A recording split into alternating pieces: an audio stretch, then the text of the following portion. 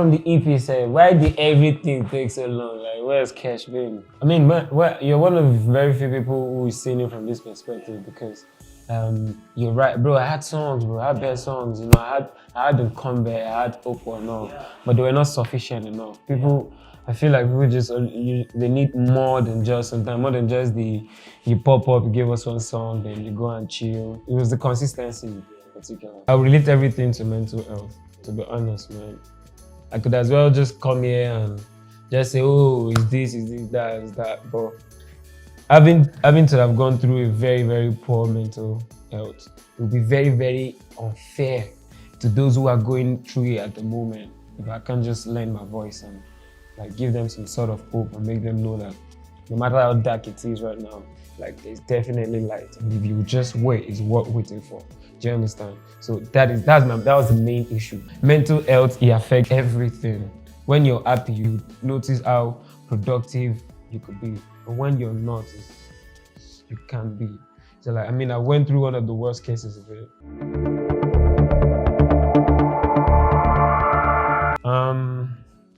Man, it creeped up on me, so I can't even say it was this time in particular, but more like from like that late 2017, thereabout. Late 2017 to 2018 to 2019. It took time for me to figure that out because sometimes we were just going through something and we don't know what it is. We're just like, I'm not happy, I'm depressed and this and that. But from where I stand right now, I'm sure, I don't just think, I'm sure it has a lot to do with the fact that I blew up way too early. I was 19 when I got my record deal. You know, I was 20 when I had songs like Shoki, Basic, Trust Me. So it was a whole lot. There was the responsibilities I had to cater for. There was the fame as well. Trust me, it's a prize. A lot of people don't know. A lot of people still want it, but there's a price attached to it. So it was just too much. And I was just a stubborn kid, you know, which helped me, you know, the stubbornness helped me in a way because I would always not give up on what. After Shoki, a whole lot of people felt like I'm never gonna have a comeback. Those pressures were no jokes, brother. I was going crazy, bro. It was mad pressure. People and also like I came from the hood. I was trying to like get my bag and like actually be able to represent the brand because even my song was way too big, was bigger than fam. Shoki, when Shoki came out, that was like one of the biggest things that came out that era. And to be honest, it was even bigger than Lil Kesh. You know, so it was a whole lot trying to keep up with, and the pressure was mad. Imagine a song like Shoki and everybody, automatically Nigerians will like to doubt. Once you do it the first time, don't worry, they are all there sitting saying, all right, let's see if we could do it again. And for a song like Shoki, the comeback had to be something. You know, and I came back with Bese, and then, you know, is it because I love you, cause trouble. Let me tell you a funny story, yeah. Man, big shout out to Young John, man. That's my brother from another mother. I love that dude to death. So, one of those nights, going through those pressures of, you know, what am I gonna do? How am I gonna come back? I remember being in my bed. Then I was staying somewhere where I got or something. And then if it was Young John that gingered me or something, or we both gingered each other. No, we're not. No, I don't know. We're not living together. But then that night, I think he called me, or then I called him, or we just had an agreement of, okay, let's record, let's make something, right? And I think he made that night happen, to be honest. So I was like, yo, what's good? Hey, I'll come through now. There's a studio who could work here, could make it happen. Then, fam, that night was just great. I'd not heard the beat before. I didn't even know I had the idea in my head or nothing. It was just like, yeah, this beat. It makes sense, no? Go and call auntie, see, tell her to come and see. And John knows how to give me all the energy I need. It makes sense, record that then in the booth, you know, there sweating because there was no AC and all. Go and call auntie, see. It makes sense. Do the verse 1, verse 2, we're done, you know? And then I went home. I woke up the next morning, like 7 a.m. or something. I went outside my house. I could still hear the birds creaking and all. And then I put the earpiece. I heard this song and I said, yes, You know this kind of no, yes now. You know this kind of song that you do not have to test. You don't have to, there's no doubt. I was like, yes, welcome back, Kesh. Of course, I sent it to him straight up. That's one person I always want to share my music with. And that's one person I always want to share. Once there's something I want to share with him, I want to hear his opinion. I want to know what he thinks. You know? I did. He did, Abi. And like he loved the song so much. Then then I think that same week I took it to the studio and then we're playing it. It was just beating everybody. That's what never bad though. If he's playing game and he's listening to a song he loves, it would be difficult to beat him. It would be difficult. He has all the ginger. So it was just like put it on repeat. Put it on repeat. It was like, Kesh, we're shooting this video ASAP. I probably might have, no, don't let me say I might have sorted it out. I'm also a very kind of different person. So it's difficult. Number one, I don't share too much. Like my circle is small. I don't share too much. There's no point sharing if I tell you what you're gonna do about it. But I didn't really talk to people. I was just and I'm such a private person. I live alone, just me and my dog. So it was harder, and I didn't have to talk to nobody, but eventually I did. To be honest, it was some sort of therapy, but not the kind of therapy people go and pay for. You know, it wasn't that kind of therapy. It was some sort of therapy. So anybody, if you're actually in a dark place, I know it is important to talk to somebody because you're more like you're lost. You can't even see yourself no more. But it takes people that you love or they love you, you know, to share with, or you have to share with somebody. So and it took somebody that could actually see me. Not everybody can see me. You understand? Like not everybody. I could have like the conversation with someone and tell you exactly what I'm going through, but you still can't see me.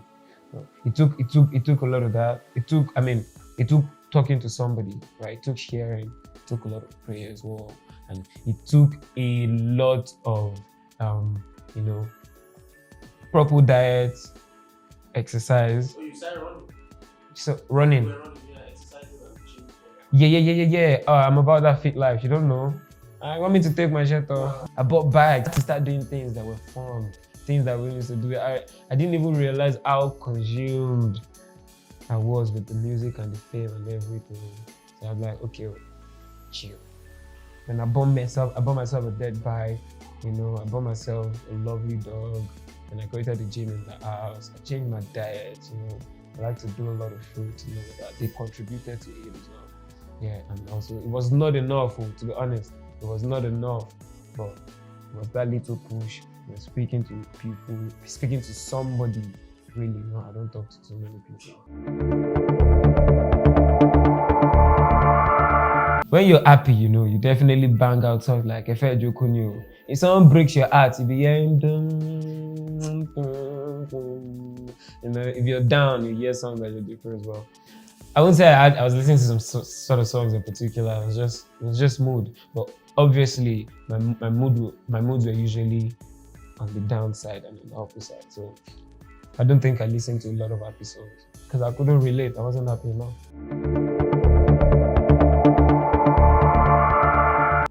That's the pure definition of craze. You see, I wasn't one of those guys who was in the industry trying to hustle to try and make it in the industry. Yeah, fam, I was in Bariga. You understand? Like I got the call, hello, my name is Olamide. I like you. I want to sign you. And what brought about that is a song like Lyrically.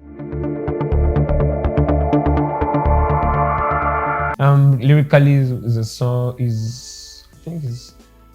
If you're gonna listen to it properly, it has to be either Rihanna's beat. I downloaded it online. What was the money to pay a producer? I downloaded it online. I'm not gonna lie to you, but I think it's one of those beats that random producers online will make. So they don't, type beats. So it's not type beats, exact beats. But you know, remade. It's not a type beat, it's just an actual remade beat. So yeah, I downloaded it and I went to record. Tell me light to kind of be major. I love Babalawo kill me shame. When I start to verse like Biggie, oh yes, so yeah, it was and I think I also because I have an habit of not listening to my content. So at some point still I got detached from when I was like down, I got detached from that thing I used to create. But recently, bro, I'm talking about like recently, today's what? Maybe last week, this week, I went back to listen to the album, and I was like, who is this guy? I'm like, who is this guy? Like, I could barely skip some songs, and the energy was different, man. Yeah, so I feel like, ooh, that guy. Man, no. I am envious of him, bro. I'm not gonna lie, but that guy was strong. Like we have different phases of ourselves. That guy was strong, man, because very few artists could do what I did by leaving the spotlight. Some people are not happy. Some people are not where they need to be. Some people are not even getting it right, but they are too scared to take some time off and come back. That wasn't me. I know my spot. I know my space. I know my position in this industry. I know they love me. No, there will never be another Kesh. Years to come, there could be another whoever that comes. There will never be another Kesh. You understand? So I knew, right? And I knew anytime I want to come back, I will come back as long as I'm ready. Yeah. And so I took some time off. But you see, those songs, that album and some songs that were on that album were sufficient enough. They saw me through to this point. All those while that they were, where's Kesh? You will still feel me one way or the other with songs like Efe Joku. Shaki's, they will sit down Shaki to you today after how many years, But yeah, back to the question you actually asked. I don't think it got as much as it should get. But as well as that album has done so far still, it means that's an amazing body of work. At some point. That was how I got it wrong at first. That was how I got it wrong. Yeah, not even Yagi the album in particular, but that era, that guy, that energy, those kind of songs I made in those days. It now went from me being an artist, okay, let me go to the studio and create, to let me make it like I used to. That shit fucked me up. I won't lie to you. It did. Yeah, so it was this year, but was definitely early this year. It started with service now. Yeah, started with service. It was early this year. And I don't think there's any old song on the only song that is on the EP is Opo, which I released late last year. But such a good and a big song, so we had to just make the project. All the way was recorded in 2017. The initial idea, the one you're listening to now, was remade. Yes. Yeah, so it was produced by a different producer initially. But then this year, Young John remade the beat. I recorded. There are some of those ideas that you just know. All the way is the kind of song that just low, Jojuma, night and day. I love you all the way, that sticks. So that for it to stick with me for that long, I knew there was something about the hook in particular. So then I brought it back. I think that's the oldest. Here you go, bro, I'm back. Yes, now, to be honest, man, I left the scene because I had to go and get my bag. I became a businessman. I know what was selling. I knew what was selling and what wasn't selling. So there are some songs that won't get me the kind of bags that the song like the Federico is gonna get me. Yeah, so yeah, man. Gradually, I left it for them, let them fight over who was the best rapper now. And then I went after my bag. But right now, eventually, I now noticed that my core fans, when my fans started from just one, which was my sister in the house. When I drop a few lines, I'd be like, my brother can rap, to releasing a song like lyrically, having thousands of fans, to millions of fans, to billions, to trillions of fans. Yes, I said it. It started with those core guys that just like to rap, and those guys, those are my most loyal fans. Those are the guys that stuck with me for as long as possible. So right now, I just, I'm back at it. I've been recording some rap songs, I don't know if you've heard a few things, though. When you listen to the EP, I think you'll get a feel of that. Bro, I'm back, Trust me, man. I have to make. And when I say I'm back, like mentally back, I'm back, and like I love, right? And I love to make love songs. Oh, you love love? I love love, I love her, but I won't put it that term because that term has been stigmatized as lover boy. Lover boy na mumu now. Bro, I love love, but I'm not a fool for it. I love love, but I'm not a fool for it. Like, that don't get me. I'm not even on that level to be. Can I pick two? Okay, that would be Yagi Level, which is a rap song. It's on that lyrically cause trouble kind of vibe. And Try.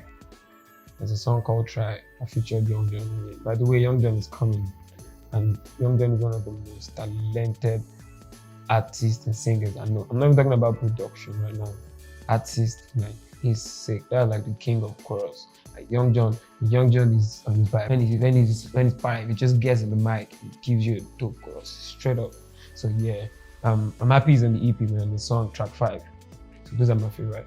The rap song, which was produced by Fuse, and the Try song, which produced by Smiley. But yeah, I featured Young John. So far, those are my 2 favorites right now, to be honest. I just want to reach out to my people, man. Like I'm even past the EP right now. You know, like we make project and we are looking forward to it. Like, my project, when as far as creating goes, like I'm on my album right now, man. But like rather than saying, oh okay, I did for now, I'm back, we'll take this jam. I'm not giving you a song. I'm giving you an extended playlist. Saying, okay, feel me, this is me, this is me, this is where I am right now. People still tweet at me and be like, oh, want that Lil Kesh. You're not gonna get that same Lil Kesh. Because that same Lil Kesh is not in the same environment, it's not around the same people, you know. I'm not even as poor as I used to be back then. So there's things have changed, there's some sense of comfort, met new people, been through new experiences, and all of that. So they have to feel this new me. This is my vibe. This is me right now. So that's the point of the EP. From the EP, what I really hope to get is, just strong connection, as strong as the connection was back then, that made my fans go from like 1 to 10, from songs lyrically to what it has become today. This new guy right here, saying in front of this camera, right? I just want to connect back because I did go far, go. God damn. It's Yagi level is Lil Kesh, and you guys are watching Pulse. Stick with us. Bye.